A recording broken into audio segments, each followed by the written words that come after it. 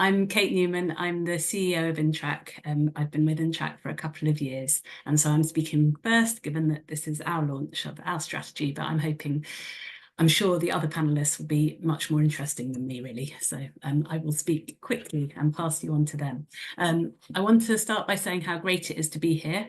Our work to develop our strategic framework began about a year ago with discussions with actors across the sector. And we spoke to lots of people. We spoke to local actors, funders, staff from big and small NGOs, movement members, consultants, asking them what they thought the key challenges were that were facing civil society today and where INTRAC could contribute best.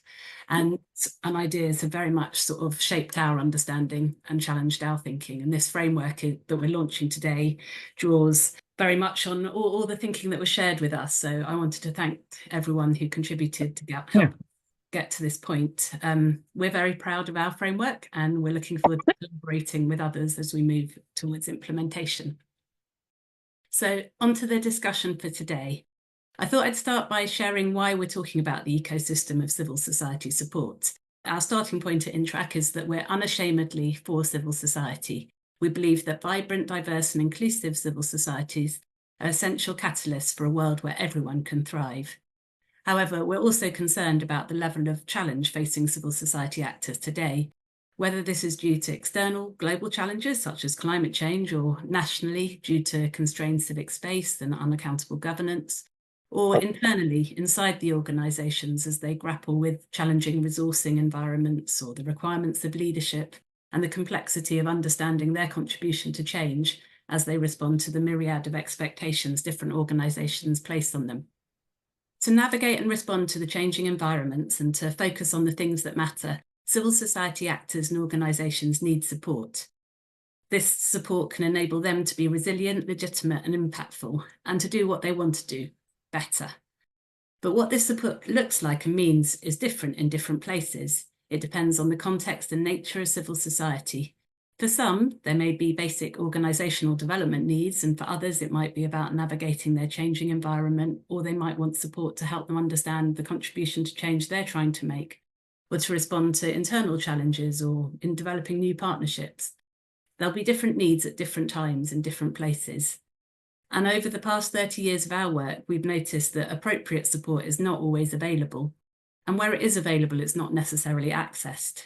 In fact, much of what's commissioned as civil society support is designed and funded by actors based in the global north or global minority and delivered to actors working in the global south or global majority. At times, this support may be high quality, but equally it may not. It may reinforce the historic power structures that dominate in the international aid sector, and it might undervalue contextualized knowledge and experience, undermine local markets and limit the development of long-term sustainable civil society. So reflecting on this reality caused us to start talking about the ecosystems of support and what these should look like. And we thought about the nature and health of civil society more generally and how a strong civil society needs to think about what support is available and how it's rooted in the context.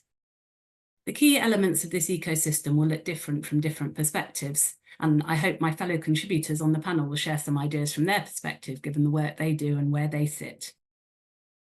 And to have a strong functioning ecosystem will need coordinated action across a wide diversity of actors. So I'm just going to share a few ideas about INTRAC's perspective and how we think we can best contribute. Our focus, as most of you will know, is on organisational strengthening. We support actors, organisations, networks and alliances in mail, strategy design, impact assessment, organisational change and partnership, among other things. And we're commissioned as consultants. We deliver practitioner research and we deliver training. The big shift in this strategic framework is to ensure that an increasing percentage of our training, consultancy and research will be delivered by a network of consultants who are rooted locally and connected nationally and globally. We intend to develop a network mindset and become network-led, and will be influenced and informed by the priorities, insights and aspirations of our network members and the other networks we interact with. Together, we'll work to shift how civil society support is conceived and delivered and strengthen locally rooted and globally connected ecosystems of civil society support. In this strategy period, we've developed 4 organisational goals.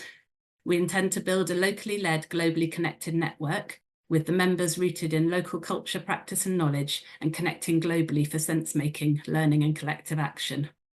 We want to transform the role and reputation of consultancy across the international development sector, driving demand for and strengthening the status of locally rooted, globally connected, ethical and values-driven consultants. And we want to support global and national actors to reimagine their roles and relationships, standing alongside and collaborating with others to develop advisory and support services for those who are actively seeking to decolonise and shift their power.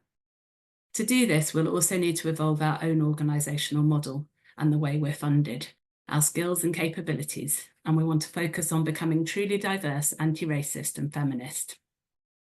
I just want to talk a little bit about what we mean by ethical and values-driven consultancy, because this is such an important part of the ecosystem.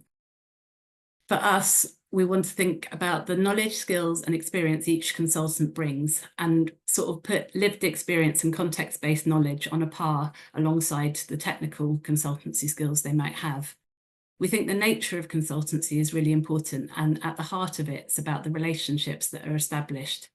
If there are good relationships, this promotes openness, honesty and trust. And then as a consultant, you can work alongside that civil society organisation to get to the heart of the matter, enabling long-term ownership and sustainable change. And then there's the intention of the consultancy to shift power, to build inclusivity, diversity and equity, both within our own organisation through the work we do and how we do it, but also in wider civil society through challenging approaches that reinforce unequal power.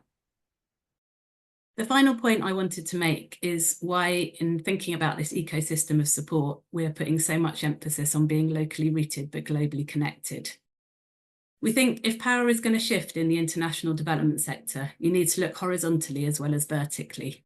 This means asking what infrastructure exists around the actors that are working to reclaim power, and the actors who in the future should be leading the development and their struggles for justice in their own contexts.